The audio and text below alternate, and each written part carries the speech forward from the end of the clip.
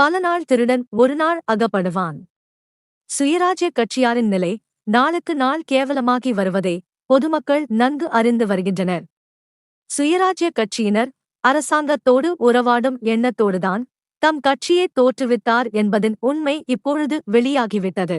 முதலில் சட்டசபையில் புகுந்து வானத்தை வில்லாய் வளைத்துவிடப் போவதாகக் கூறிய இப்புலிகள் அரசாங்கத்தோடு கட்டிக்குலாவ முற்பட்டுவிட்டனர். இவர்களால் தேசத்தில் கட்சி பேதங்களும் உலக சிரேஷ்டர் எம்பெருமான் காந்தியடிகளின் தூய இயக்கத்திற்கு அழிவுந்தான் ஏற்பட்டதே என்று வேறல்ல. 2 ஆண்டிற்கு முன் தேசம் இருந்த நிலையை நன்கறிந்த உண்மையாளரின் மனம் இச்சுயராஜ்ய கட்சியினரின் செயல்களைக் கண்டு நோகாமல் இராது. சிறிது சிறிதாக தம் மனத்தில் கொண்டிருந்த எண்ணங்களை வெளிப்படையாகவே செய்ய முற்பட்டுவிட்டனர். பண்டித நேரு இராணுவ கமிட்டியில் அங்கம் பெற்றார். ஸ்ரீமான் படேல் இந்திய சட்டசபைக்கு தலைவரானார்.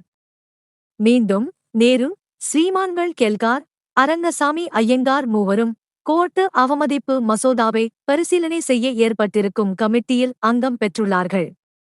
இது ஒத்துழைப்பா அல்லது முட்டுக்கட்டையா என்பது எமக்கு விளங்கவில்லை. முட்டுக்கட்டை போடப் போகிறோம் என்று தேச மக்களை ஏமாற்றி ஓட்டு பெற்ற இவர்கள் குட்டிக்கரணம் போட ஆரம்பித்து விட்டனர்.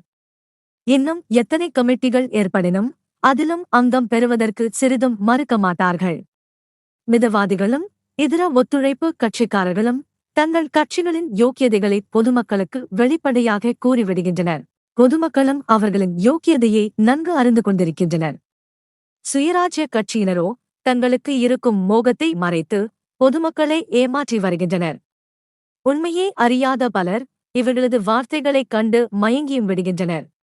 இவ்விதமாக பொதுமக்களை ஏமாற்றி வரும் எக்கட்சியினரும் ஒருநாள் வீழ்ந்து விடுவார்கள் என்பது திண்ணம்.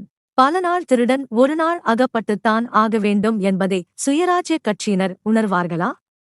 குடியரசு துணைத் தலையங்கம், செப்டம்பர் 6, 1925.